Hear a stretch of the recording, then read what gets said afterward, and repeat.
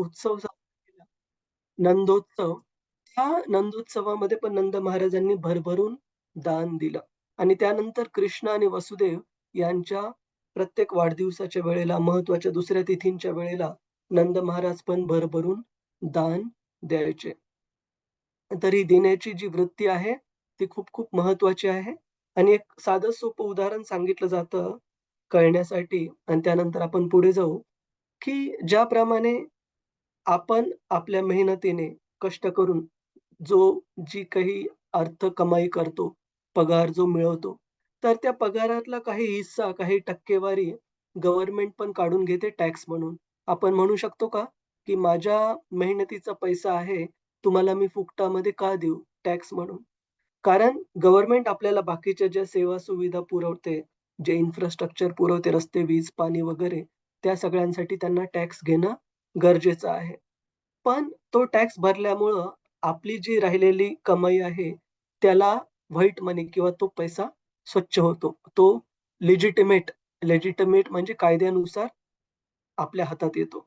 जर तो टॅक्स बुडवला आपण, तर आपण पण त्या क्राईम अपराधाचे आपण पण त्याचे धनी ठरतो, जर टॅक्स बुडवला तर. त्याचप्रमाणे भगवंत पण आपल्याला जे भरभरून सर्व सुविधा वगैरे, सर्व बुद्धी वगैरे देत आहेत. तर त्याचप्रमाणे आपलं पण कर्तव्य आहे भगवंतांचे मुलं म्हणून, की त्याच्यातला काही हिस्सा कृतज्ञता म्हणून आपली भगवंतांच्या प्रती आपण जरूर त्यांच्या सेवेमध्ये वापरायला पाहिजे. आणि यानंतर आपण अजून एक गोष्ट पाहिली, की कशाप्रकारे कृष्णांच्या वेगवेगळ्या अवतारांच्या वेळेला हे सर्व ग्रह नक्षत्र हे कृष्णांचे सेवक आहेत. तर कृष्णांना पाहिजे तसे त्यांना शुभ स्थितीत आणलं जातं आणि काही-काही विशेष वेळी आपण विशेषतः उदाहरण दिलं. कोणत्या कृष्णाच्या अवताराचं उदाहरण दिलं? प्रभुजीच माताजीच. ज्यांच्या अवताराच्या वेळेला ग्रह नक्षत्र हे श बाहेरच्या दृष्टीने पाहायला गेलं तर शुभ स्थितीमध्ये नव्हते. परंतु तरीही ती वेळ अत्यंत शुभ होती भगवंतांच्या आविर्भावाची. कुणाबद्दल उदाहरण सांगितलेलं आपण लक्षात आहे? बाकीचा कोणी प्रयत्न करा. चुकलं तर काही हरकत नाही. मनीषा जोशी माताजी, क्षितिजा माताजी प्रयत्न करा. कुणाचं उदाहरण पाहिलेलं आपण? किरण प्रभूजी? चैतन्य महाप्रभू. खूप छान. खूप छान. हरे कृष्ण. तर आपण पाहिलेलं की चैतन्य महाप्रभूंच्या आविर्भावाच्या वेळेला जी वेळ होती ती चंद्रग्रहणाची होती आणि ग्रहण हे बाहेरील दृष्ट्या पाहायला गेलं, पंचांगाच्या दृष्टीने पाहायला गेलं तर खूप शुभ कालावधी नाहीये. परंतु असा अशुभ काळ शुभ आहे, कारण त्यावेळेला भगवंतांच्या भक्तीमध्ये वेळ घालवणं, भगवंतांच्या नामस्मरणामध्ये वेळ घालवणं हे शास्त्रामध्ये सांगितलं आणि त्याप्रमाणे नवद्वीप ज्या ठिकाणी चैतन्य महाप्रभूंचा जन्म झाला, त्या ठिकाणचे सर्व लोक हे त्या ग्रहणाच्या काळामध्ये स्वतःला शुद्ध करण्यासाठी आणि त्या काळाचा योग्य वापर करण्यासाठी गंगेमध्ये जाऊन अंघोळ, स्नान करून भगवंतांचं नामस्मरण करत होते. तर एकाच वेळेला हजारो, लाखो लोकं हे भगवंतांचं नामस्मरण करत होते.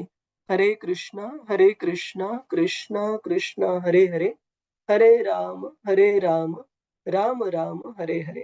तर अशा प्रकारच्या भगवंतांच्या एकत्रित नाव घेण्याची जी वेळ आहे, ती कधी पण शुभच असेल कोणत्याही परिस्थितीमध्ये. तर असे वेगवेगळे उदाहरणं पाहिले आपण आणि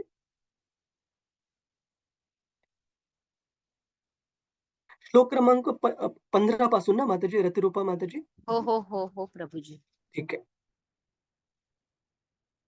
तर आपण एकदा श्लोक म्हणू आणि त्यानंतर पुढे जाऊ. कृपया आपण सर्वांनी म्हणण्याचा प्रयत्न करा.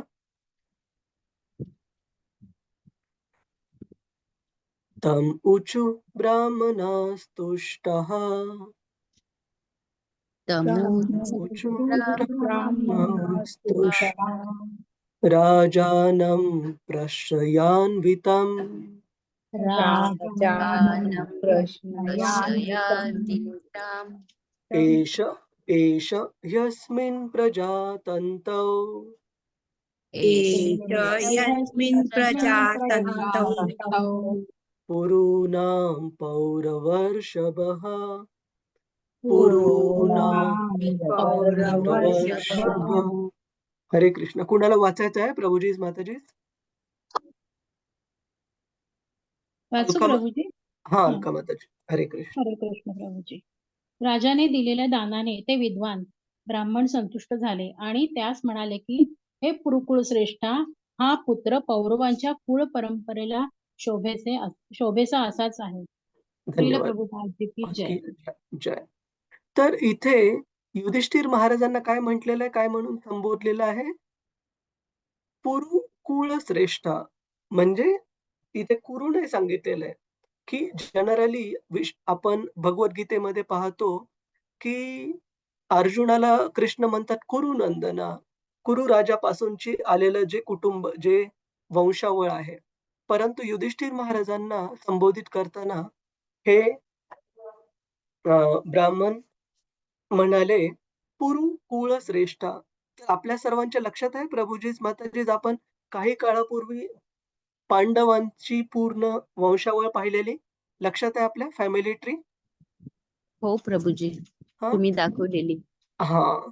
तर यामध्ये आपण बघतो, की तसे तर हे वंश सूर्य आणि चंद्र यांच्यापासून सर्व क्षत्रियांचे वंश आलेले आहेत. परंतु त्यामध्ये पण पाहायला गेलं तर पुरुरवा राजा उर्वशी यांच्यापासून ही वंशावळ आली आणि त्यामध्ये पुढे राजा पुरू पण आलेले आहेत. तर हे जे पुरू राजा आहेत, जे की इथे दिसत आहे आपल्याला सर्वांना पेपरवर. हरे हो कृष्ण. हो प्रभूजी. तर हो प्रभू. ह्या पुरू राजांपासून आलेला जो वंश आहे, त्याच्यामध्ये पुढे भरत महाराज आले आणि त्यामध्ये पुढे कुरु राजा आले आणि ह्या कुरु राजांपासून जी वंशावळ पुढे आली, त्याला कुरु डायनेस्टी, कुरुकुळ म्हटलं जातं किंवा त्याच कुरु महाराजांचे जे पूर्वज होते, महाराज पुरू, P-U-R-E, पुरू.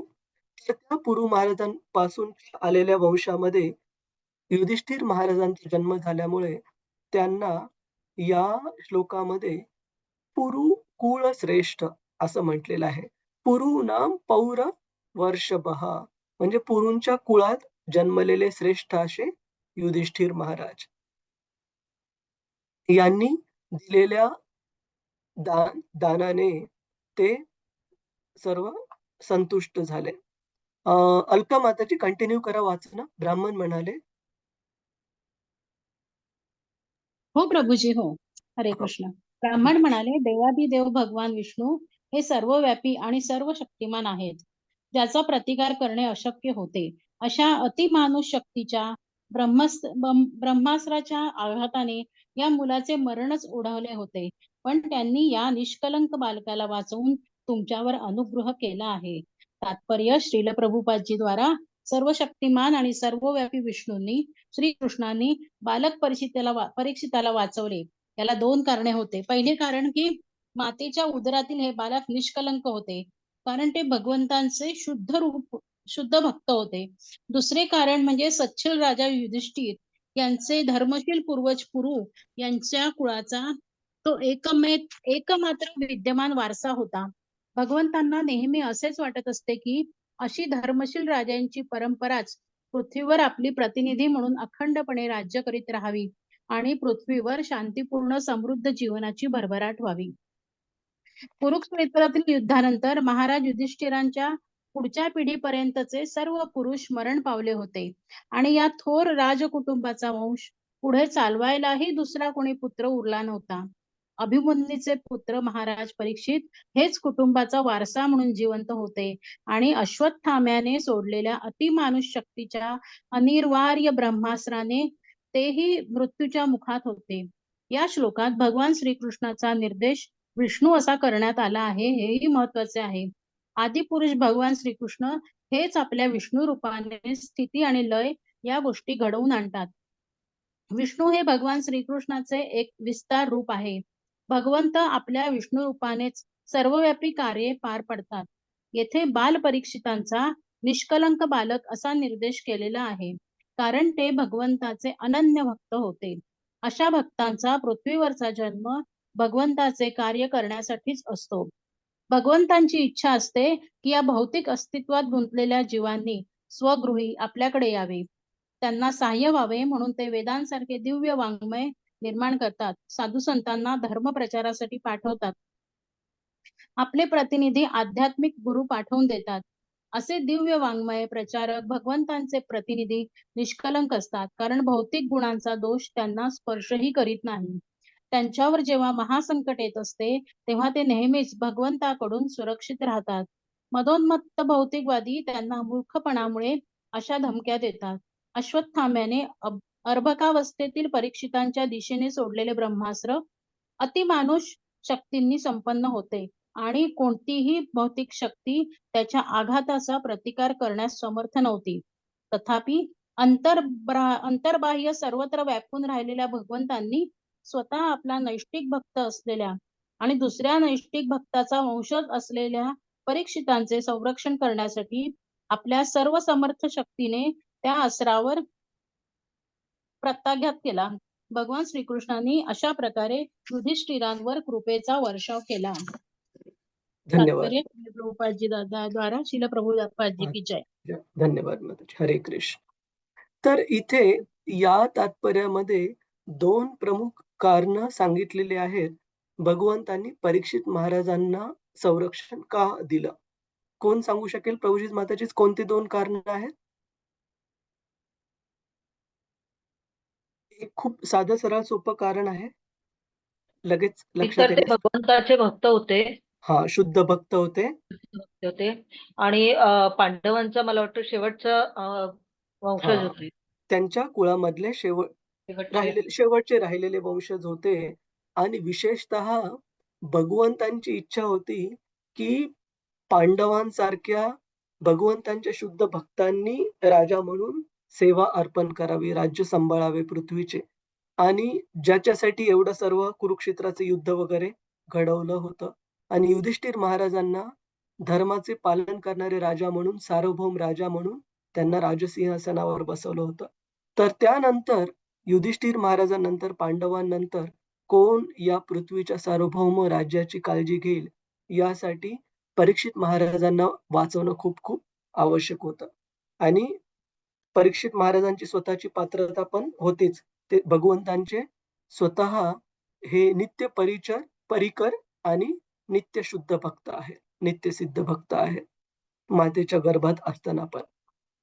तर या 2 कारणांनी भगवंतांनी परीक्षित महाराजांना संरक्षण दिलं.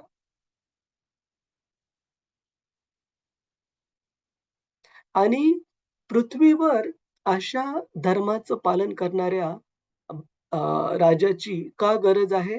कारण अशा आपण बऱ्याच वेळा याच्या अगोदर पण या मुद्द्यावर चर्चा केलेली आहे, की यद्यत आचरती श्रेष्ठ तत्तत् प्रवर्तते जनात, की ज्या प्रकारे या समाजातील जे लीडर्स, जे श्रेष्ठ लोक आहेत, त्यांचं आचरण ज्या प्रकारे असेल, त्याच प्रकारे सामान्य जनता पण त्यांना फॉलो करते.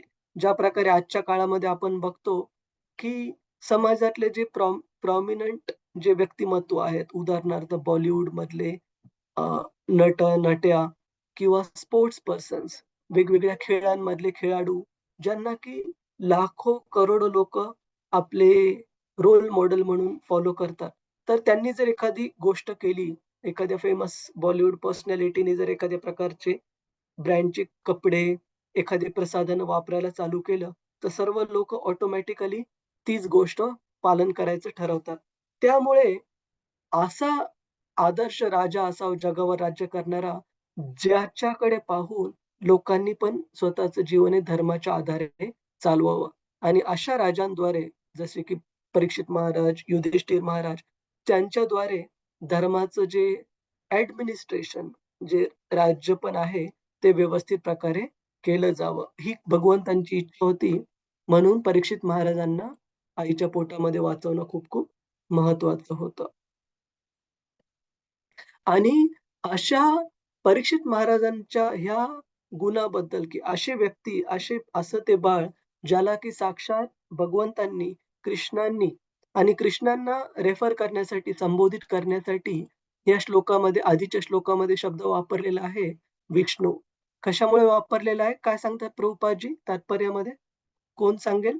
की भगवंत कृष्णांनी परीक्षित महाराजांना वाचवलं, तर मग भागवताच्या श्लोकामध्ये विष्णू का सांगितलेला आहे?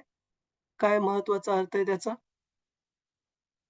प्रभुपादजी तात्पर्यामध्ये सांगतात. प्रभूजी, कारण भगवान श्रीकृष्णच हे उत्पत्ती आणि विष्णू लय याचे हे आहेत, कंट्रोलर आहेत. स्रोत आहेत. बरोबर आहे. की विष्णू हे पण साक्षात भगवंतांचंच, कृष्णाचंच विस्तारित रूप आहेत. परंतु विष्णू हा शब्द का वापरलाय?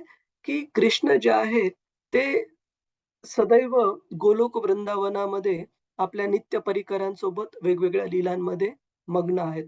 परंतु ज्या त्यांच्या ऑफिशियल ड्युटीजला कार्यालयीन जे कार्य आहे, त्यांचे कर्तव्य आहेत, ते सर्व कार्य पार पाडण्यासाठी त्यांचं जे विस्तारित रूप ठरलेलं आहे ते विष्णूंचं रूप आहे. त्याच्यामुळे असं सांगितलं जातं, की भगवंत हे आपल्या नित्य परिकरांशिवाय, शुद्ध भक्तांसोबत आदान-प्रदानाशिवाय बाकीचे सर्व कार्य हे त्यांचे विस्तारित रूपांद्वारे करतात. त्यामुळे भगवंतांना संबोधित करण्यासाठी इथे विष्णुना प्रभ विष्णुना, विष्णू हा शब्द वापरलेला आहे. तर ह्याच शब्दाच्या आधारे पुढच्या श्लोकामध्ये पण परीक्षित महाराजांना संबोधित करण्यासाठी एक खूप विशेष असा शब्द वापरला गेलाय. तो आपण पाहू आता. कृपया हा श्लोक म्हणण्याचा प्रयत्न करा. तस्मात् नाम्ना विष्णुरातः नाम्ना विष्णुरातः इति लोके भविष्यति इति लोके भविष्यति न संदेहो महाभाग न संदेहो संदेहो महाभाग महाभागवतो महान्. महाभागवतो महान्. तर या श्लोकापासून येणाऱ्या श्लोकांमध्ये आपण पाहणार आहोत, की जवळपास 11 ते 12 श्लोकांमध्ये हे जे ब्राह्मण इथे युधिष्ठिर महाराजांनी बोलवलेले आहेत, त्यांना वेगवेगळं दान देण्यासाठी आणि त्या नवीन जन्म झालेल्या बाळाला अशा पात्र ब्राह्मणांकडून आशीर्वाद प्राप्त करून घेण्यासाठी. तर हे ब्राह्मण ह्या जन्म झालेल्या बाळाचे वेगवेगळे महान गुण यांच्याबद्दल युधिष्ठिर महाराजांना आता सांगतील. तर सर्वात पहिला गुण काय सांगत आहेत या बाळाचा? तस्मान् नाम्ना विष्णुरात. विष्णुरातः. विष्णुरट हे परीक्षित महाराजांचं एक नाव आहे आणि त्याचा अर्थ आहे असे व्यक्ती ज्याचं की साक्षात रक्षण भगवंत विष्णूंनी केलेलं आहे आईच्या उदरामध्ये. असा व्यक्ती म्हणजे विष्णुराटः. तर अशा प्रकारे परीक्षित महाराजांचे वेगवेगळे गुण सांगितलेले आहेत. आपण वाचू. कुणाला वाचायचं आहे? प्रभूजीच, माताजीच. हरे कृष्ण. हरे कृष्ण. प्रभूजी, मी वाचू? हा, क्षितिजा माताजी. हा. अनुवाद आणि तात्पर्य द्वारा श्रीला प्रभुपाद की जय. हे महाभाग्यवंत राजा, या कारणाने हा बालक भविष्यात सर्व लोकात विष्णुरात, भगवान विष्णूंनी संरक्षिलेला या नावाने विख्यात होईल. तसेच अनेक उत्तम गुणांनी युक्त होऊन हा बालक पुढे महान भगवत भक्त होईल, याविषयी कोणतीही शंका नको.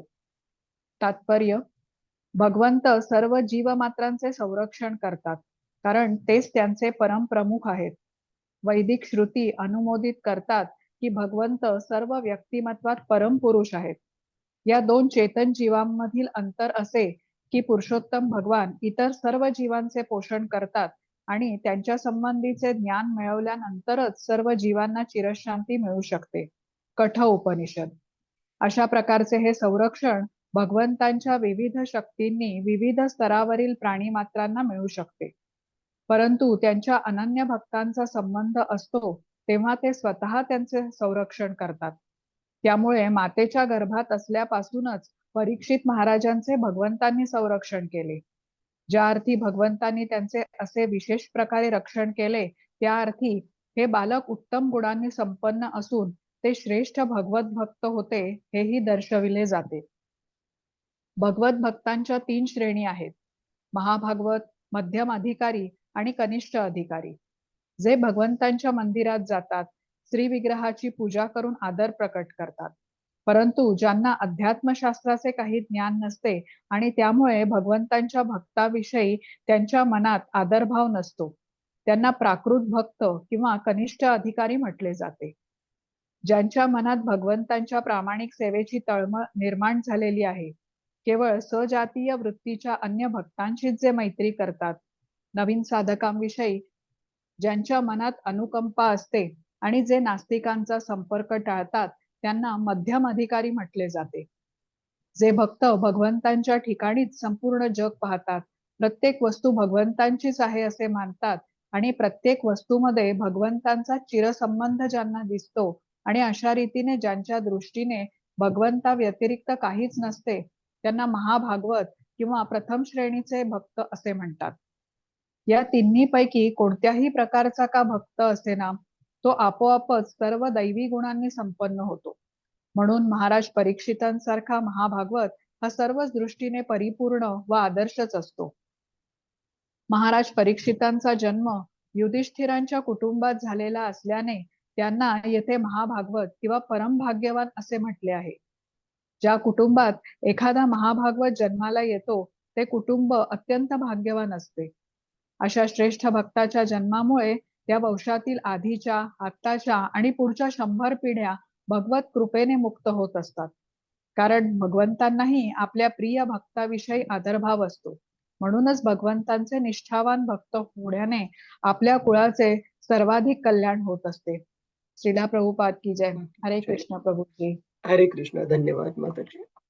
तर इथे परीक्षित महाराजांच्या गुणाचं वर्णन करताना सर्वात अगोदर ज्या गुणाची स्तुती केलेली आहे ब्राह्मणांनी, तो गुण आहे त्यांना विष्णुराट असं संबोधित करून.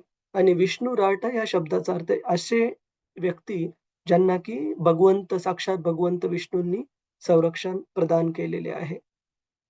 आणि श्रील प्रभुपादजी तात्पर्यामध्ये सांगतात की एका श्लोकाविषयी ते सांगतात कठ उपनिषद मधल्या. तर हा एकदा श्लोक पाहू आपण. हा श्लोक पण आपण अगोदर बऱ्याच वेळा पाहिलेला आहे, पण महत्वाचा आहे, आपण सर्वांनी नोट करून घ्या.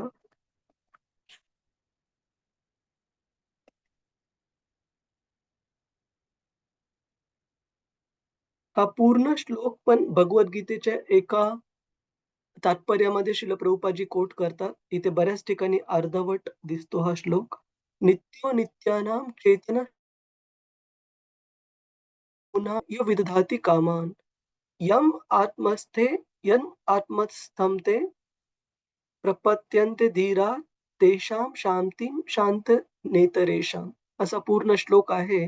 याचा अर्थ असा आहे की सर्व नित्य जीवांमध्ये जे सर्वश्रेष्ठ नित्य आहेत, हे असे भगवंत आहेत आणि ते सर्व सचेतन जीवांमध्ये सर्वात सचेतन आहेत. याचा अर्थ काय की आपण नित्य आहोत, परंतु आपल्या बद्ध अवस्थेमध्ये आपल्याला जन्म, मृत्यू, जरा, व्याधी, पुन्हा पुन्हा जन्म घ्यावा लागत आहे, पुन्हा पुन्हा मृत्यूला सामोरं जावं लागत आहे आपल्या बद्ध अवस्थेमध्ये. परंतु भगवंत हे अशा बद्ध अवस्थेमध्ये कधीही नसतात. ते नेहमी त्यांच्या शाश्वत रूपामध्ये, सच्चित आनंद रूपामध्ये असतात.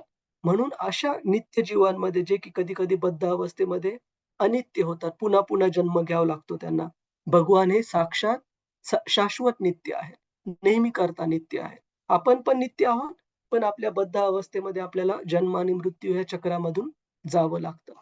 त्याचप्रमाणे आपण सचेतन आहोत, पण आपल्याला लिमिटेड, मर्यादित गोष्टींचा माहिती आहे, काय चालू आहे आजूबाजूला, आपल्या शरीरामध्ये काय चालू आहे. पण भगवंत हे अशा शाश्वत जीवांमध्ये सचेतन आहे, सर्व सचेतन आहे. म्हणजे त्यांना प्रत्येक ठिकाणी, प्रत्येक जीवाच्या मनामध्ये, हृदयामध्ये काय चालू आहे ते सर्व ठाऊक आहे, माहिती आहे. आणि अजून एक विशेष काय आहे, एको बहुनाम य विदधाति कामान, की एको बहुनाम, सर्व अनेक अनेक जीवांमध्ये ते एक विशेष काय आहे, भगवंत श्रेष्ठ काय आहे, यो विदधाति कामान, सर्व कामान म्हणजे आपल्या सर्व इच्छा, सर्व प्राणी मात्रांची इच्छा, आकांक्षा पूर्ण करणारे असे ते भगवंत आहेत. म्हणून सर्व जीवांमध्ये ते प्रमुख आहेत. आणि अशा जीवांचं, सर्व जीवांचं भागवत सांगतं, की भगवंत सर्वांचंच रक्षण करतात. पण त्यांच्या शुद्ध भक्तांबद्दल विशेष काय आहे? त्यांच्या शुद्ध भक्तांचं संरक्षण करण्यासाठी भगवंत स्वतः अवतारित होतात. सर्वांचं रक्षण तेच करतायत. परंतु जसं की उदाहरणार्थ एखाद्या राज्याचे मुख्यमंत्री असू द्या, तर त्यांच्याकडे 50 नोकर-चाकर कामाला असतील. परंतु ज्यावेळेस स्वतःच्या मुलाला, मुलीला आणायचं असतं किंवा ज्यावेळेस स्वतःच्या नातवाला घ्यायला जायचं असतं, गेटवर त्याला रिसीव्ह करायचं असतं. तुम्हाला काय वाटतं ते स्वतःच्या नोकराला पाठवतील का? ते स्वतः जातील. का? कारण ती व्यक्ती त्यांच्यासाठी खूप विशेष आहे. अशाच प्रकारे भगवंतांचे जे शुद्ध भक्त आहेत, त्यांच्या संरक्षणाची जबाबदारी भगवंत स्वतः स्वीकारतात. कोणतं दुसरं उदाहरण आपण देऊ शकू का प्रभूजी माताजी? अशा कोणत्या भक्ताचं उदाहरण ज्यांचं संरक्षण भगवंतांनी स्वतः अवतरित होऊन केलं? प्रल्हाद महाराज. प्रल्हाद महाराज. खूप छान. की प्रल्हाद महाराज आपण बघतो की प्रल्हाद महाराजांच्या संरक्षणासाठी किंवा हिरण्यकशिपूला मारण्यासाठी विशेषतः नरसिंहदेवांना स्वतः अवतरित होण्याची गरज नव्हती. नरसिंहदेवांनी इच्छा जरी केली असती, हिरण्यकशिपूचं हृदय हे थांबावं किंवा त्याचे श्वास थांबावेत. एका क्षणार्धात हिरण्यकशिपू मृत्यू पावला असता. परंतु भगवंतांची स्वतःची इच्छा होती, की आपल्या शुद्ध भक्ताला संरक्षण द्यायचंय ना, मग मी ते माझ्या एजंटद्वारे देणार नाही. माझ्या सेवकांद्वारे देणार नाही. मी स्वतः येईल माझ्या भक्ताचे शब्द खरे करण्यासाठी. कारण प्रल्हाद महाराजांचे शब्द होते, की या खांबामध्ये पण भगवंत उपस्थित आहेत. ज्यावेळेस हिरण्यकशिपूनी प्रल्हाद महाराजांना विचारलेलं. तर आपल्या भक्ताचं ते वचन पूर्ण करण्यासाठी आणि आपल्या भक्ताला स्वतः संरक्षण देण्यासाठी नरसिंहदेव अवतरले आणि हिरण्यकशिपूला मारण्यासाठी नरसिंहदेवांचे कोणताही सेवक त्याला ते एम्पॉवर करू शकले असते. ज्या प्रकारे आपण प्रभू रामचंद्रांच्या जीवनामध्ये पाहतो, की रामचंद्रांनी ज्यावेळेस हनुमानजींना पाठवलं लंकेमध्ये सीता मातेला शोधण्यासाठी. ॲक्चुअली 4 ठिकाणी 4 दिशांमध्ये वेगवेगळे ग्रुप्स पाठवले वानरांचे आणि त्यापैकी दक्षिण दिशेला जो ग्रुप गेला होता जांबवन,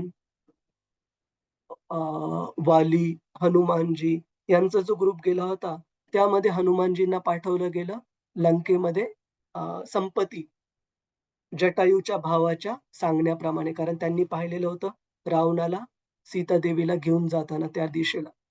तर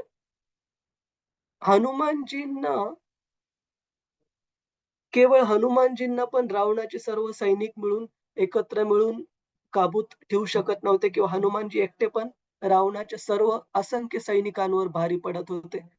तर प्रभू रामचंद्रांनी जर ठरवलं असतं किंवा प्रभू रामचंद्रांनी आज्ञा जरी दिली असती, केवळ आणि केवळ हनुमानजी सफिशियंट होते पूर्ण रावणाच्या लंकेला, पूर्ण रावणाच्या सैन्याला आणि रावणाला स्वतःला पण ठार करण्यासाठी.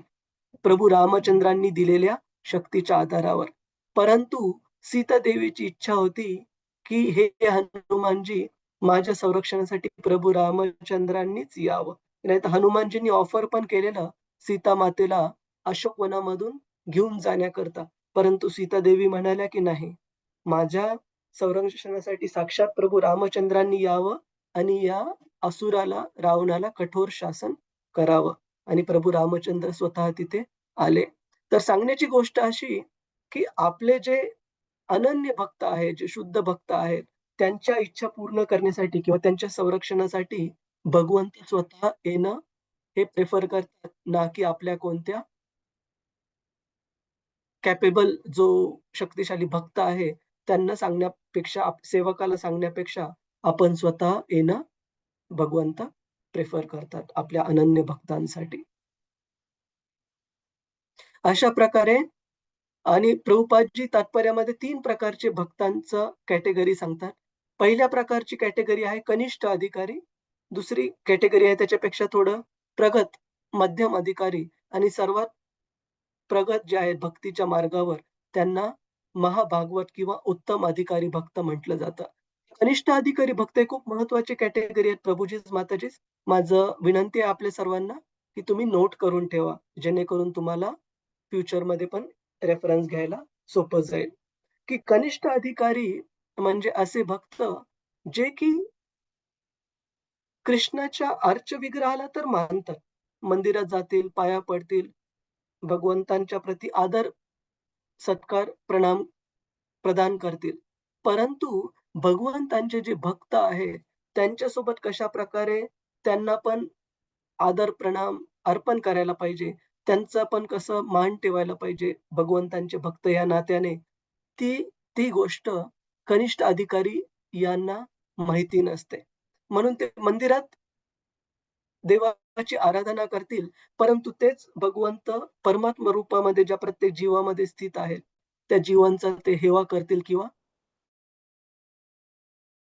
तिरस्कार करतील. तर अशा प्रकारच्या तिरस्कार नाही, पण व्यवस्थित प्रकारे मान देऊ शकणार नाहीत. अशा प्रकारच्या नवखे जे भक्त आहेत, त्यांना शास्त्र म्हणतं, की कनिष्ठ अधिकारी स्तरावर आहेत. आणि मध्यम अधिकारी स्तरावर जे भक्त आहेत, त्यांना व्यवस्थितरित्या माहिती असतं, की कोणत्या प्रकारच्या जीवांशी कशाप्रकारे आदान-प्रदान करायचंय. ज्यावेळेस ते एका उच्च स्तरावरील भक्तांना जे की आध्यात्मिकरित्या प्रगत आहेत, त्यांना बघतात, त्यांना ते स्वतःची सेवा अर्पण करतात. जे कंटेम्पररी म्हणजे आपल्या मित्रत्वाच्या संबंधातले असे जे भक्त आहेत, त्यांना ते प्रेमाने आदान-प्रदान करतात. आणि जे ईर्ष्या करणारे, जे ईर्ष्याळू लोकं आहेत, त्यांच्यापासून ते सेफ डिस्टन्स, त्यांच्यापासून ते सुरक्षित अंतर ठेवतात. अशा प्रकारे मध्यम अधिकारी भक्तांना माहिती असतं, की कोणत्या प्रकारच्या लोकांबद्दल कशा प्रकारचं आदान-प्रदान आपण केलं पाहिजे. आणि जे महाभागवत उत्तम अधिकारी किंवा प्रथम श्रेणीचे जे भक्त आहेत, ते असे भक्त आहेत, की जे त्यांना स्वतःला सोडून पूर्ण जगातल्या सर्व जीवांना ते भगवंतांच्या शुद्ध भक्ताच्या रूपामध्ये पाहतात आणि स्वतःला केवळ अभक्त मानतात, की खूप सारे उदाहरणं आहेत असे, की ज्यावेळेस भगवंतांच्या एका भक्तावर खोटा आरोप केला गेला, परंतु त्यांनी कधी प्रोटेस्ट नाही केलं. त्यांनी कधी मी नाही म्हणून स्वतःला वाचवण्याचा प्रयत्न केला नाही. जसं की खूप साऱ्या भक्तांच्या जीवनामध्ये आपण पाहतो. चैतन्य महाप्रभूंचे एक महान भक्त होते श्रीवास ठाकूर. तर चैतन्य महाप्रभू आणि त्यांचे बाकीचे भक्तगण या श्रीवास ठाकूर यांच्या घरी रात्रभर कीर्तन करायचे. आणि खूप सारे स्मार्त ब्राह्मण नवोदित धामामध्ये होते, जे की ईर्ष्या करायचे भगवंतांच्या भक्तांची. तर अशा कोणत्याही ईर्ष्याळू व्यक्तीला तिथे प्रवेश नव्हता भगवंत चैतन्य महाप्रभूंच्या कीर्तनामध्ये. तर एकदा अशाच एका चैतन्य महाप्रभूंच्या भक्तांबद्दल श्रीवास ठाकूर यांच्याबद्दल ईर्ष्या करणाऱ्या एका तिथल्या ब्राह्मणाने काय केलं, ज्याचं नाव होतं अ, श्रीवास ठाकूर यांच्या अपराध्याचं नाव काय होतं? गोपाल चक्रवर्ती. गोपाल चप्पल सॉरी चक्रवर्ती नाही, गोपाल चप्पल. तर गोपाल चप्पल जे की श्रीवास ठाकूर यांचा खूप ईर्ष्या करायचे. त्यांनी काय केलं, की श्रीवास ठाकूर यांच्या घरासमोर काली मातेच्या पूजेचे जे साहित्य असतं, म्हणजे बऱ्याच वेगवेगळ्या गोष्टी मोड ऑफ इग्नोरन्स तमोगुणामध्ये ऑफर केल्या जातात काली मातेला.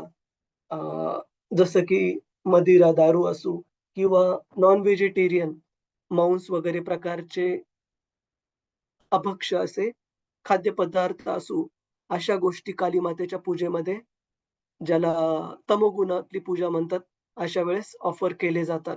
तर गोपाल चप्पल यांनी श्रीवास ठाकूर यांच्या घराच्या समोर रात्री जाऊन काली मातेच्या पूजेसाठी लागणारं सर्व साहित्य ठेवलं.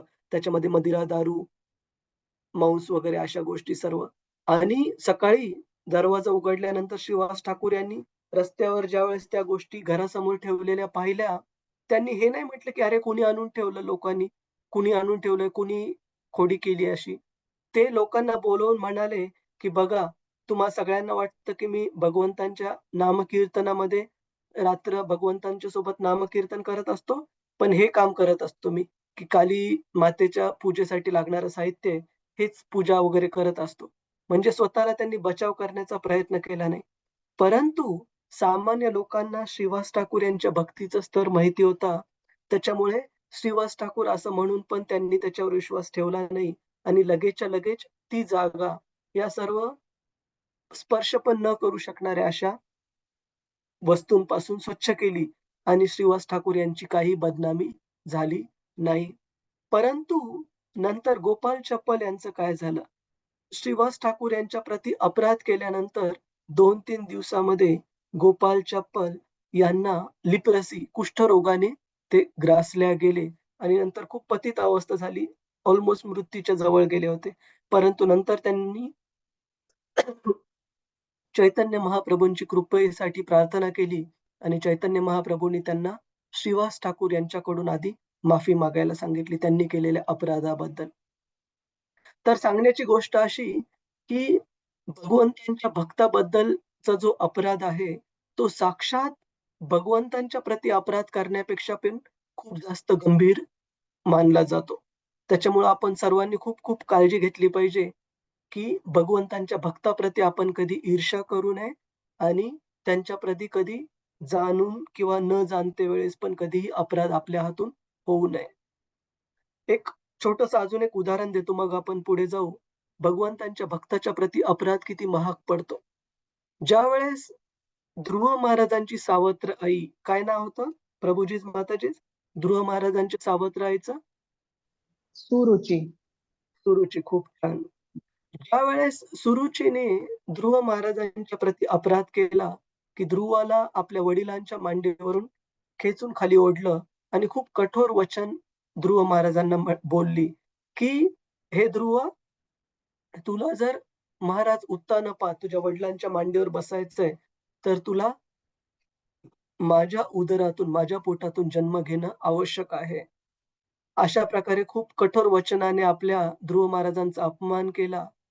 आणि क्षत्रिय होते ध्रुव महाराज आणि क्षत्रियासाठी भगवद्गीता सांगते, की for a person who is honoured once, dishonour is worse than death. म्हणजे अपमान हे मृत्यूपेक्षाही जास्त क्लेशदायक असतं असे अशा क्षत्रियांसाठी. तर ज्यावेळेस अपमान केला ध्रुव महाराजांचा, त्यावेळेस ध्रुव महाराज हे काही भगवंतांचे शुद्ध भक्त नव्हते. आणि ना की सुरुचीला माहिती होतं, की हा बालक मोठा झाल्यावर इतका भगवंतांचा छान भक्त होईल. परंतु त्यांनी केलेल्या त्या अपराधाचा परिणाम काय झाला प्रभूजीच माताजीच? ज्यावेळेस ध्रुव महाराज भगवंतांचे शुद्ध भक्त झाले आणि ध्रुव महाराजांनी सांगितलं भगवंत विष्णूंचं दर्शन प्राप्त झाल्यावर, की "हे प्रभू, मी काचेच्या फुटलेल्या तुकड्यांना शोधत होतो आणि आज मला हिरा प्राप्त झालाय. त्याच्यामुळं मी अगोदर ज्या काही गोष्टींची अपेक्षा करत होतो, त्या अजिबात नको." परंतु भगवंतांनी तरी पण ध्रुव महाराजांनी अगोदर इच्छिलेल्या गोष्टी म्हणजे ब्रह्मदेवांपेक्षाही श्रेष्ठ असं राज्य त्यांना प्रदान केलं. आणि एवढंच प्रदान नाही केलं, तर ध्रुव महाराजांच्या आईने ध्रुव महाराजांना शिकवलं होतं, की आपल्या सावत्र आईबद्दल कधीही मनामध्ये चुकीची भावना ठेवू नको. त्यांनी केलेल्या अपराधाबद्दल, त्यांनी केलेल्या अपमानाबद्दल. आणि ध्रुव महाराजांनी ते पाळलं. त्यांनी कधीही चुकीचं अ, मनात आणलं नाही. त्यांना शिक्षा प्राप्त व्हावी आईला अशी, सावत्र आईला. परंतु ज्यावेळेस ध्रुव महाराजांच्या अगोदरच्या भौतिक इच्छा राज्य प्राप्त करण्याच्या भगवंत विष्णूंनी पूर्ण केल्या. ध्रुव महाराजांबद्दल केलेल्या अपराधासाठी सुरुची यांना अकाउंटेबल यांना भगवंतांनी अकाउंटेबल धरलं आणि नंतर अ, जे यक्षाजला काय म्हणतो आपण? यक्ष सर्वांना माहिती आहे. वरच्या लोकांमध्ये राहणारे, त्यांच्याद्वारे ज्यावेळेस ध्रुव महाराजांचे सावत्र भाऊ उत्तम याला ठार मारल्या गेले उत्तम याला आणि नंतर आपल्या पुत्र विरहामध्ये वेडी होऊन ध्रुव महाराजांची जी सावत्र आई आहे सुरुची, ती पण जंगलामध्ये गेली आणि तिथे पुत्राच्या फ्युनरल पायर त्याच्यासोबतच अग्नीमध्ये भस्म होऊन त्या पण नष्ट झाल्या. ध्रुव महाराजांची सावत्र आई वेडी होऊन अग्नीमध्ये प्रवेश करून त्या पण मृत्यू पावल्या.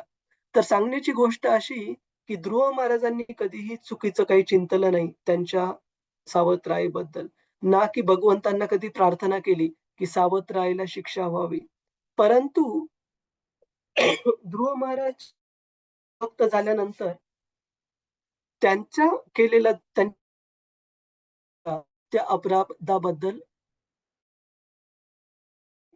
त्याच प्रकारे प्रभुपादजी तात्पर्यामध्ये लिहितात, की आपण सर्वांनी पण खूप काळजी घेतली पाहिजे. सामान्य लोकांबद्दल पण आदान-प्रदान करताना. आपण जर कोणत्या व्यक्तीसोबत अपराध केला, ती व्यक्ती आता भगवंतांची भक्त नसेना का? पण फ्युचरमध्ये, भविष्यामध्ये जर ती व्यक्ती शुद्ध भक्त झाली, तर आपल्याला पण अकाउंटेबल धरलं जाईल त्या अपराधाबद्दल.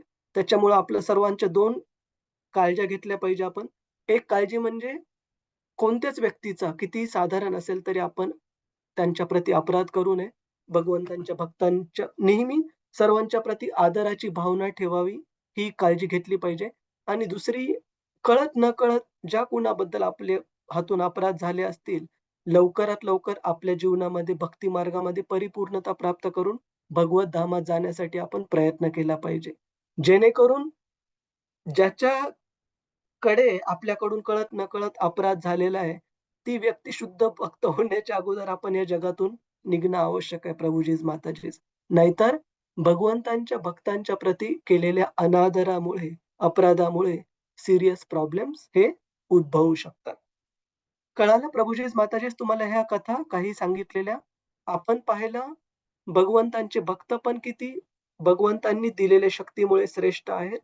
परंतु ज्यावेळेस त्यांच्या शुद्ध भक्तांना संरक्षण देण्याची वेळ येते, भगवंत स्वतः ती जिम्मेदारी स्वतःवर घेतात त्यांच्या शुद्ध भक्ताबरोबरच्या प्रेमाखातीर. आणि त्यानंतर आपण पाहिलं, की कशाप्रकारे भगवंतांच्या भक्ताच्या प्रती अपराध हा भगवंतांच्या अपराधापेक्षाही जघन्य अशी चूक समजली जाते. आपण ध्रुव महाराजांचं आणि त्यांच्या सावत्र आईचं उदाहरण पाहिलं, सुरुचीचं. कुणाचा काही प्रश्न आहे प्रभुजीज, माताजीज आतापर्यंत? खूप फास्ट चालू आहे का? कळत आहे आपल्या सगळ्यांना? हो, कळतंय प्रभूजी. कळतंय प्रभूजी. काही प्रश्न आहे आतापर्यंत जे चर्चा केली त्यावर?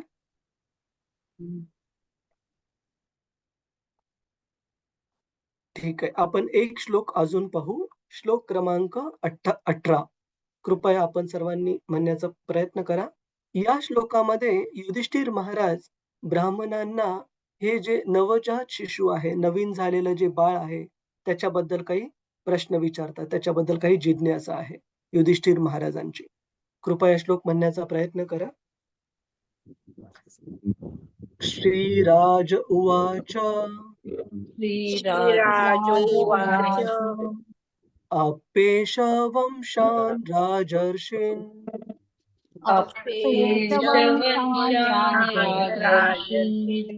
पुण्यश्लोकान् महात्मनः पुण्यश्लोकात्मनः अनुवर्तितास् विद्यास्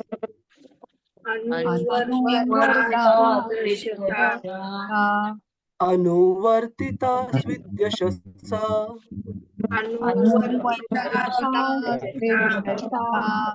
साधुवादेन सत्तमः.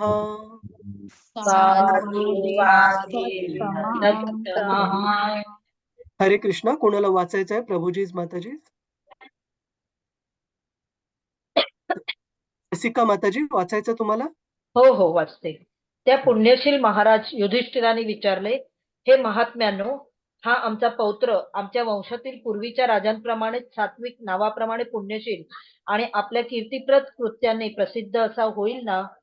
तात्पर्य: युधिष्ठिरांचे सर्व पूर्वज अत्यंत सात्विक, पुण्यशील आणि आपल्या थोर कृत्याने कीर्ती मिळवलेले असे राजे होते. राजसिंहासनावर बसलेले ते ऋषीच होते असे म्हटले असता शोभेल आणि त्यामुळे त्यांच्या राज्यातील सर्व प्रजाजनही सुखी, पुण्यशील, सद्वर्तनी, समृद्ध आणि आध्यात्मिक दृष्ट्या प्रबुद्ध होते. थोर महात्म्यांचे कठोर मार्गदर्शन आणि पारमार्थिक अनुशासन यातून असे थोर राजर्षी प्रशिक्षित होत असतात. परिणामतः राज्यात साधू स्वभावी लोकांची संख्या भरपूर असे. ते राज्य म्हणजे आध्यात्मिक सुखाने संपन्न असे होते. महाराज युधिष्ठिर स्वतः आपले थोर पूर्वजांची प्रतिमाच होते आणि आपल्या नंतर गादीवर येणारा राजाही आपल्या पूर्वजांसारखाच असावा अशी त्यांची तीव्र इच्छा होती. विद्वान ब्राह्मणांनी त्या मुलाचे जातक वर्तवून त्यांना जेव्हा सांगितले की हे मूल भगवंताचे परमभक्त होईल, तेव्हा त्यांना अत्यंत आनंद तर झालाच, परंतु अधिक विश्वासार्थाने हेही जाणण्याची इच्छा झाली की हा मुलगा मोठेपणी थेट आपल्या पूर्वजांसारखाच होईल की नाही, त्यांच्याच पावलावर पाऊल ठेवून तो चालेल की नाही. राजसत्ताक राजवटीची ही पद्धत आहे. तेथे राजा हा धर्मशील भगवंतांचा उदार भक्त आणि उद्धट जनांसाठी मूर्तिमंत भय असलेला असा असावा लागतो. तथापि त्याने आपल्या मागे निष्पाप प्रजाजनांवर राज्य करण्यासाठी आपल्याच योग्यतेचा एक वारस उत्तराधिकारीही निर्माण केला पाहिजे. आजच्या आधुनिक लोकशाही राजवटीची स्थिती अशी आहे की जनसामान्यांनी गुणांच्या दृष्टीने आपली क्षुद्र आणि त्याही पेक्षा कनिष्ठ स्तरावर अवनती करून घेतली आहे आणि त्यांचेच प्रतिनिधी शासन चालवणारे असतात. त्यामुळे धर्मशास्त्रानुसार प्रशासकीय शिक्षणाअभावी ते सर्वच अडाणी असतात. त्यामुळे सगळे वातावरणच क्षुद्र संस्कारांनी भारून जाते. परिणामतः पापवासना आणि लोभ हीच सगळीकडे दिसून येतात. हे शासनकर्ते सदैव आपापसात भांडतात. पक्षांतर्गत स्वार्थ आणि गटबाजी यामुळे मंत्रिमंडळ सारखे बदलत असते. प्रत्येकाला अगदी मरेपर्यंत सरकारी पैसा लुटायला हवा असतो. कोणीही राजकारणातून स्वेच्छेने निवृत्त होत नाही. अशा निकृष्ट श्रेणीच्या लोकांकडून जनतेचे भले कसे होणार, याचा परिणाम म्हणून सर्वत्र भ्रष्टाचार, कटकारस्थान आणि दंभ यांचा सुळसुळाट होतो. म्हणूनच कोणतेही सार्वजनिक पद स्वीकारण्यापूर्वी लोकांनी भागवताचा अभ्यास करावा, म्हणजे आदर्श शासनकर्ता कसा असावा हे त्यांना कळून येईल. हरे कृष्ण. हरे कृष्ण. खूप खूप धन्यवाद माताजी. श्रील प्रभुपाद की जय.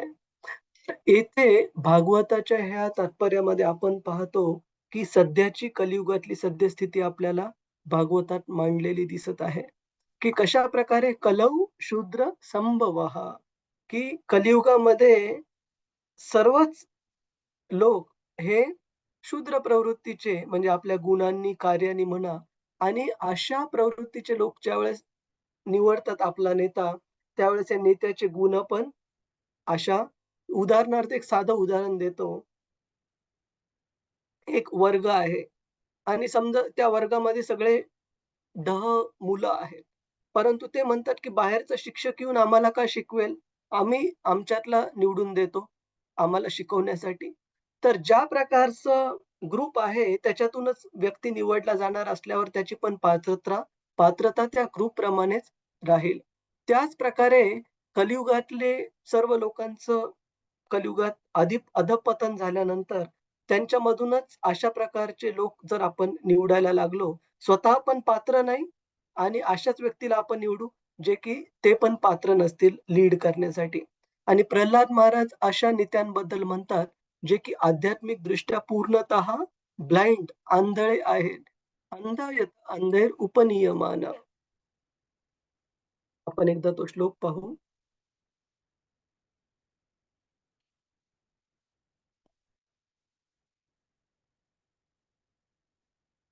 श्रीमद भागवतमच्या 7व्या स्कंदाच्या 5व्या अध्यायाच्या 31वा श्लोक आहे. कृपया आपण सर्वांनी एकदा म्हणण्याचा प्रयत्न करा. खूप छान श्लोक आहे.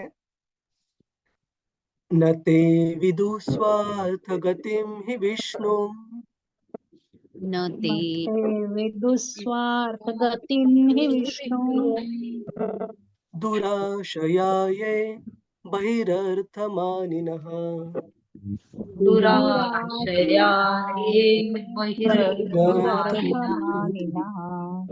अंधा यथ अंधैर उपनीयमाना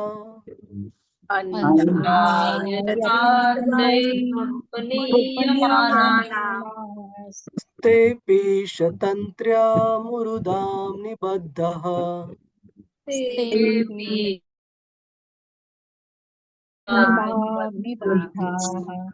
तर अशा प्रकारच्या लोकांसाठी जे की या जगाचा भौतिक आनंद घेण्यामध्ये गुंतलेले आहेत, प्रल्हाद महाराज सांगतात की ते लोक अशाच व्यक्तीला आपला नेता म्हणून स्वीकारतात, जो व्यक्ती पण त्यांच्याच प्रमाणे आध्यात्मिक दृष्ट्या आंधळा आहे.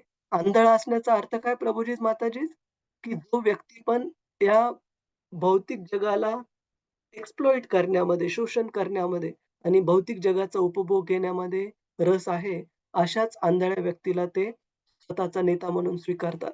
आणि अशा आध्यात्मिकदृष्ट्या आंधळ्या व्यक्तीला ज्यावेळेस नेता म्हणून स्वीकारलं जातं, ना तर तो स्वतःच्या जीवनामध्ये भगवत भक्ती, भगवत धाम प्राप्त करण्याचा त्याचा काही ध्येय असतं, ना तर तो लोकांना त्या ध्येयाकडे मार्गदर्शन करू शकतो असा आंधळा व्यक्ती.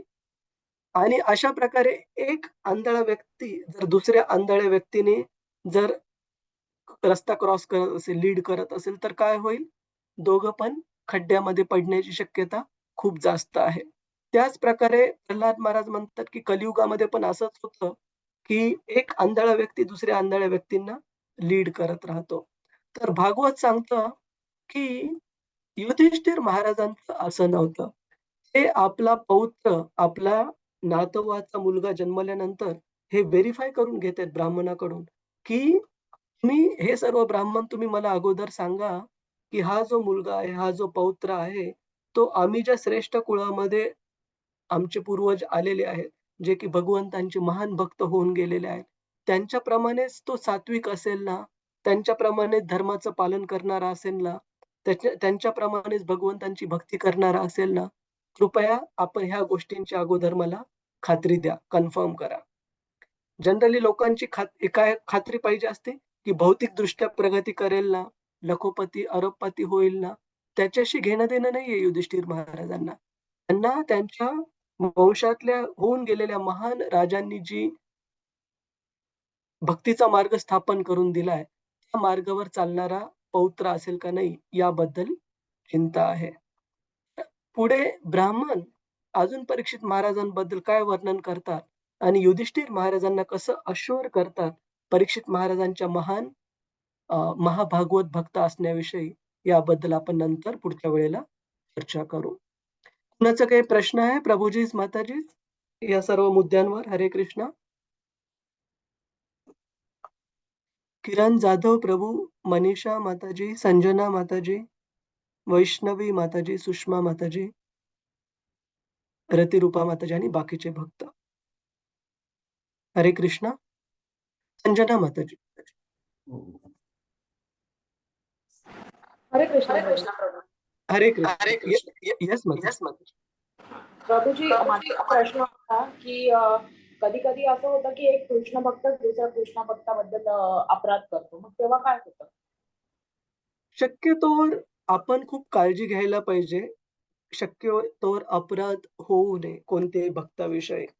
परंतु जर चुकीने झालाच, तरी जर आपल्याला आपली भक्ती प्रिय असेल, आपली भक्ती वाचवायची असेल, तर त्या भक्ताची लगेचच्या लगेच कोणताही आढेवेढे न ठेवता माफी मागायला पाहिजे आणि काळजी घ्यायला पाहिजे, की पुन्हा ती चूक होऊ नये, भक्तांच्या प्रती अपराध होऊ नये. आणि हे जर आपण केलं नाही, जर तो अपराध तसाच ठेवला, तर असं सांगितलं जातं, की कृष्णासाठी भक्त हे नेहमी त्यांच्या कोणत्या ठिकाणी आहेत? संजना माताजी? भगवंतांच्या कोणत्या ठिकाणी आहेत भक्त हे सर्व? त्यांच्या चरण कमळाला घट्ट पकडलेले पायाशी आहेत. तर असं सांगितलं जातं, की मनुष्य स्वतःच्या डोक्यावर ऊन सहन करू शकतो. उष्णता, गरम म्हणजे उष्ण सूर्य डोक्यावर असताना. परंतु रस्ता जर खूप गरम असेल, तर पायाला खूप लवकर पोळतं. खरं आहे का नाही संजना माताजी? उन्हामध्ये हो प्रभू. आपल्याला डोक्याला गरम लागण्याच्या अगोदर जर पायामध्ये चप्पल नसेल, तर पायांना खूप लवकर पोळायला लागतं. त्याच प्रकारे असं सांगितलं जातं, की भगवंत कृष्ण हे त्यांच्या स्वतःच्या बद्दल जर कोणी अपराध केला, तर ते सहन करू शकतील. परंतु त्यांच्या भक्तांच्या प्रती ज्यावेळेस अपराध होतो, भक्त हे त्यांच्या चरण कमळांना घट्ट पकडलेलं असल्यामुळे ते आपल्या पायाला पोळण्यासारखंच भगवंतांच्या पण पायाला पोळण्यासारखं आहे. तर भगवंत ती गोष्ट सहन करत नाहीत आणि खूप सारे उदाहरणं शास्त्रामध्ये आपण पाहतो, जिथे कुठे भक्तांचा अनादर झालेला आहे, अपराध झालेला आहे, अशा व्यक्तींना पुढे बऱ्याच अडचणींना सामोरं जावं लागलेलं आहे. त्यांच्या भक्तीमध्ये किंवा जीवनामध्ये पण. ठीक आहे संजना माताजी? हो प्रभूजी, खूप खूप धन्यवाद. हरे कृष्ण. तुम्ही सांगितलेल्या प्रश्नाचं थोडक्यात उत्तर हे की आपल्या भक्तीमध्ये खूप अडचणी होऊ शकतात आणि आपल्या भक्तीमध्ये परिपूर्णता प्राप्त करण्याची आपली संधी पण कमी होऊ शकते, जर आपण भक्तांच्या प्रती अपराध केला तर. हो प्रभूजी, धन्यवाद. हरे कृष्ण. हरे कृष्ण. अजून कुणाचा काही प्रश्न आहे प्रभुजीच हरे कृष्ण प्रभूजी. हरे कृष्ण. हरे कृष्ण. हा Yes, आपल्या 14व्या श्लोकामध्ये तात्पर्यामध्ये ब्राह्मण आणि संन्यासी या दोघांना गृहस्थांकडून दान धर्म स्वीकारण्याचा अधिकार आहे असे म्हटले. हे हा. संन्यासी एक हे नसतील, पण ब्राह्मण विवाहित असल्यामुळे ते गृहस्थ असू शकतात हं. किंवा असे संस्कार करणारे अविवाहित ब्राह्मण असतात असं. जरी गृहस्थ ब्राह्मण जरी असतील तरी वैदिक काळामध्ये ब्राह्मणांना त्यांचं पूर्ण वेळ, त्यांचं पूर्ण आयुष्य जे होतं ते केवळ आणि केवळ समाजाच्या उद्धारासाठी आणि त्यांच्या सेवेसाठी आध्यात्मिक दृष्ट्या त्यांना मार्गदर्शन करण्यासाठी शास्त्रांचं पठण-पाठन, यजन-याजन या कार्यासाठी पूर्ण त्यांचं आयुष्य होतं. याचा अर्थ त्यांच्या ज्या मेंटेनन्सला मराठीमध्ये काय म्हणतो आपण?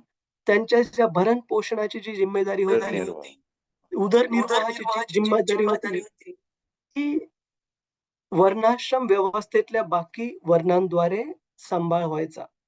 ज्याद्वारे ते पूर्ण जीवन स्वतःचं केवळ आणि केवळ आध्यात्मिक प्रगतीसाठी आणि समाजाच्या आध्यात्मिक उद्धारासाठी वेचू शकायचे. तर यामुळे ब्राह्मण गृहस्थ जरी असला, तरी त्याला स्वतःच्या उदरनिर्वाहासाठी पहिल्या काळामध्ये कुठे नोकरी करण्याची गरज वगैरे नसायची. कारण तो पूर्ण वेळ समाजासाठी देऊ शकायचा. स्वतःचं अन्न, वस्त्र आणि निवारा याची व्यवस्था ही समाजाद्वारे पाहिल्या जायची. ठीक आहे किरण प्रभूजी? हरे कृष्ण. हरे ओके. कृष्ण. हरे हरे कृष्ण. कृष्ण. अजून कोणाचा काही प्रश्न आहे? प्रभूजीच माताजी. हरे कृष्ण प्रभूजी. हा कविता माताजी. प्रभूजी, दानव आणि हे असुर वेगवेगळे आहेत की एकच आहे? दैवी आणि दानवी प्रवृत्ती ज्या भगवंत सांगतात भगवद्गीतेमध्ये मोर ऑर लेस सेम आहे माताजी. आसुरिक प्रवृत्ती किंवा दानवी प्रवृत्ती. हरे ठीक आहे. हां, फक्त एवढंच आहे की आधीच्या काळामध्ये, आधीच्या युगांमध्ये हे 2 वेगवेगळे व्यक्तिमत्व असायचे. जसं युग पुढे जात झालं, कलियुगामध्ये एकाच व्यक्तीच्या हृदयामध्ये ह्या दोन्ही प्रवृत्ती पाहायला मिळतात आपल्याला. दैवी प्रकृती पण आपल्या हृदयामध्ये पाहायला मिळतात आणि दानवी प्रकृती पण पाहायला मिळतात. तर शास्त्र सांगतं की आपण काय करायला पाहिजे, की ज्या दैवी प्रकृती आहेत त्यांना आपण खत, पाणी घालायला पाहिजे जेणेकरून त्या वाढतील, भरभराट होईल आणि ज्या दानवी प्रवृत्ती आहेत त्यांना खाऊ घालायला नाही पाहिजे, उपाशी ठेवायला पाहिजे. जेणेकरून त्या क्षीण होत जातील आणि हळू-हळू नष्ट होतील. ठीक आहे माताजी. त्याचं उदाहरण देतो. से फॉर एक्झाम्पल वीकेंड येत आहे, सुट्ट्या आहेत. तर भगवद्गीतेचा एखादा कोर्स होत आहे किंवा मंदिरात जाऊन एखादी सेवा करण्याची संधी उपलब्ध आहे. तर ती संधी घेणं म्हणजे आपल्या दैवी प्रकृतींना खत-पाणी घालण्यासारखं आहे. ते अजून भरभराट होईल. परंतु दानवी प्रवृत्ती म्हणजे एखाद्या व्यक्तीला काही कारण नसताना त्रास देणे, कुणाप्रती कठोर वचन बोलणे. तर काही-काही लोकं फक्त मजा म्हणून, गंमत म्हणून अशा प्रकारचे कार्य करतात. म्हणजे स्वतःच्या दानवी प्रवृत्तीला ते खत-पाणी घालत आहेत. मग त्या वाढत जातील पुढे चालून. क्लिअर आहे माताजी? हो प्रभू. हरे कृष्ण. हरे कृष्ण. तर खूप-खूप धन्यवाद आपल्या सर्वांचा आणि आपण कृष्णा विलिंग शनिवारी सकाळी भेटू. वाञ्छाकल्पतरुभ्यश्च कृपा सिन्धुभ्य एव च पतितानां पावनेभ्यो वैष्णवेभ्यो नमो नमः. अनंत कोटि वैष्णव वृंद की जय. वैष्णव ठाकुर की जय. श्रील प्रभुपाद की जय. हरे कृष्ण. हरे कृष्ण प्रभूजी, दंडवत प्रणाम. हरे कृष्ण. हरे कृष्ण. धन्यवाद. हरे कृष्ण. हरे कृष्ण प्रभूजी, दंडवत प्रणाम. हरे कृष्ण माताजी.